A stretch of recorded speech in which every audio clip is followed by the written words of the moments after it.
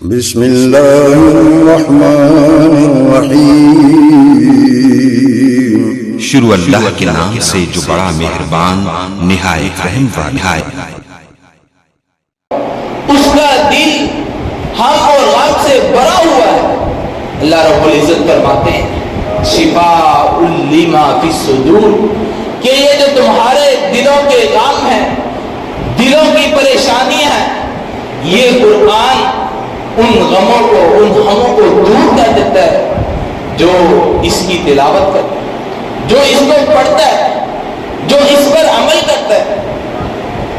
حضرت ابو ہریرہ رضی اللہ تعالی عنہ سے روایت ہے، آپ فرماتے ہیں کہ آسمان سے اللہ رب العزت کی طرف سے فرشتے زمین پر آتے ہیں، چکر لگاتے، گھومتے ہیں، وہ جگہ تلاش کرتے ہیں کہ جہاں پر اللہ رب العزت کی کتاب پڑھی جاتی ہے، جہاں اللہ کا ذکر کیا جاتا ہے، یہ فرشتے وہاں پر جاتے ہیں، وہاں پر جا کر اس مجلس کو گھیر لیتے۔ فرشتے زمین سے لے کے اتنی کثیر تعداد ہوتی کہ آسمان تک پھیلے ہوئے ہوتے، فرشتے اس مجلس کو گھیر لیتے جہاں پر اللہ رب العزت کا ذکر کیا جاتا ہے، جہاں پر اللہ رب العزت کی کتاب پڑھی جاتی ہے، جہاں پر اللہ رب العزت کی تعلیمات کو پڑھا جاتا ہے، اس مجلس کو فرشتے گھیر لیتے ہیں۔ پھر جب وہ مجلس ختم ہوتی ہے تو فرشتے واپس اللہ رب العزت کے پاس جاتے ہیں۔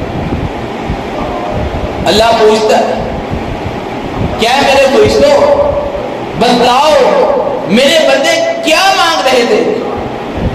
فرشتے کہتے ہیں یا اللہ تیرے بندے تجھ سے جنت کا سوال کر رہے تھے۔ اللہ رب العزت پوچھتے کیا انہوں نے میری جنت کو دیکھا؟ فرشتے کہتے ہیں نہیں۔ اللہ رب العزت پوچھتے وہ کس چیز سے پناہ مانگ رہے تھے؟ فرشتے کہتے ہیں یا اللہ وہ جہنم سے پناہ مانگ رہے تھے۔ اللہ رب العزت پوچھتے کیا انہوں نے میری جہنم کو دیکھا؟ تو فرمایا نہیں۔ فرمایا اگر وہ میری جہنم کو دیکھ لیتے وہ اس سے زیادہ پناہ مانگتے، اگر وہ جنت کو دیکھ لیتے تو اس سے زیادہ تڑپ ان کے دل میں ہوتی، وہ اللہ رب العزت کی جنت کا سوال کرتے۔ اللہ رب العزت فرشتوں کو مخاطب کر کے کہتے اے فرشتوں تم گواہ رہنا کہ میں نے ان لوگوں کو کہ جو دنیا میں میرا ذکر کر رہے تھے، میری یاد میں ایک جگہ اکٹھے ہوئے تھے، میں نے ان سب کو معاف کر دیا۔ فرشتے کہتے یا اللہ ان میں ایک ایسا آدمی بھی تھا، ایسا فرد بھی تھا کہ جو تیرا ذکر سننے نہیں آیا تھا، وہ ویسے ہی گزر رہا تھا وہاں سے، لیکن اس کو کوئی کام تھا وہ وہاں رک گیا، اس نے سوچا کہ میں بھی کچھ دیر رک جاؤں، وہ کسی اور غرض سے جا رہا تھا لیکن وہ بھی اس مجلس میں بیٹھ گیا۔ تو اللہ رب العزت فرماتے ہیں فرشتوں تم گواہ رہو میں نے اسے بھی معاف کر دیا۔ انسان اکیلا گھر میں بھی قرآن پڑھتا ہے، اکیلا بھی ذکر کرتا ہے، اکیلا بھی عبادت کرتا ہے۔ ہم نے گھر میں نماز پڑھیں تو کتنی نمازوں کا سوال ہوتا ہے؟ ایک نماز کا۔ گھر میں نماز پڑھیں تو ایک نماز کا، وہی اگر ہم مسجد میں اکٹھے ہو کے پڑھیں کتنی نمازوں کا سوال ہوتا ہے؟ 27 نمازوں کا۔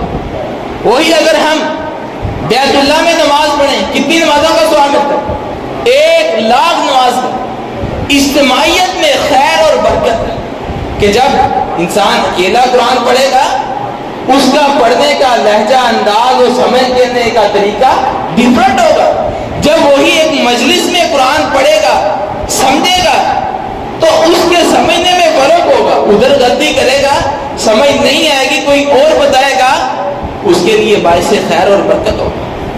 تو اس لیے فرمایا کہ جو انسان اللہ رب العزت کا ذکر کرتا ہے، اس قرآن کو سمجھتا ہے، اللہ رب العزت اس کے لیے بخشش کا پروانہ کرتا ہے۔ امام ابن القیم رحمہ اللہ فرماتے ہیں کہ قرآن کا سمجھنا، قرآن پر تدبر کرنا یہ انسان کے لیے باعث خیر اور برکت ہے۔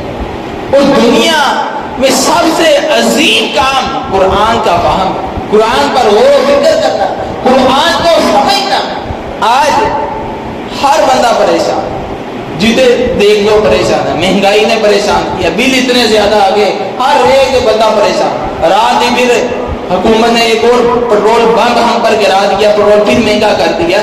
یہ اتنی مصیبتیں، اتنی تکالیف اکثر آپ ڈیلی دیکھتے ہیں، ڈیلی نیوز پڑھتے ہیں، ڈیلی ٹی وی دیکھتے ہیں، خبریں سنتے ہیں، روز ہی دکھ ہوتا ہے سن کے، دیکھ کے کہ لوگ خودکشی کر رہے ہیں، خود بھی مر رہے ہیں، بچوں کو بھی مار رہے ہیں، خود بھی خودکشی کرتے ہیں، بچوں کو بھی زہر دے کے مار رہے ہیں۔ بہت سارے واقعات ڈیلی ہو رہے ہیں، بلا ناگا ہو رہے ہیں۔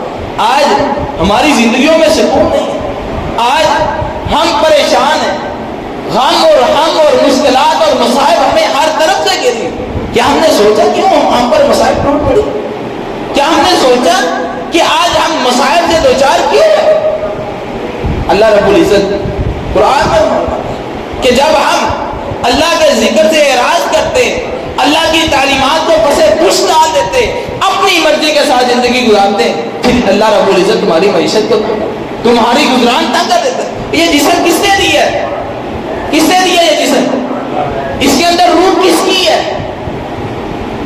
یہ کس کی نعمتیں، آنکھ کان ناک کس نے دیے؟ اللہ نے دیے، اور اس پر میں مرضی اپنی کروں، جب دل چاہے میں سو جاؤں، جب دل چاہے میں اٹھ جاؤں، جو میرا دل چاہے میں دیکھوں، جو میرا دل چاہے میں سنوں، جو میرا دل چاہے میں بولوں۔ کیا میں اپنی مرضی کے ساتھ زندگی گزاروں؟ نہیں، یہ زندگی اللہ نے دی، اس جسم کے اندر روح اللہ کی دی ہوئی ہے، یہ آنکھ کان ناک اور یہ دیگر اعضاء اللہ کے دیے ہوئے ہیں، اس پر حکم بھی اللہ کا چلے۔ میں سوؤں گا تب جب میرا اللہ کہے گا، میں بیدار ہوں گا تب جب میرا اللہ کہے گا۔ اللہ کہتا ہے صبح کے وقت اٹھو، فجر کے کتنے لوگ ہوتے ہیں؟ فجر کی نماز ہوتی ہے، ایک ساتھ بھی پوری نہیں ہوتی، اکثر مساجد میں ایک ساتھ بھی پوری نہیں ہوتی، الا ماشاء اللہ، کئی مساجد میں 2 3 صفحے ہو جاتے ہیں، لیکن لوگ اٹھتے نہیں، اپنی مرضی کرتے ہیں، اپنی مرضی کے ساتھ زندگی گزارتے ہیں۔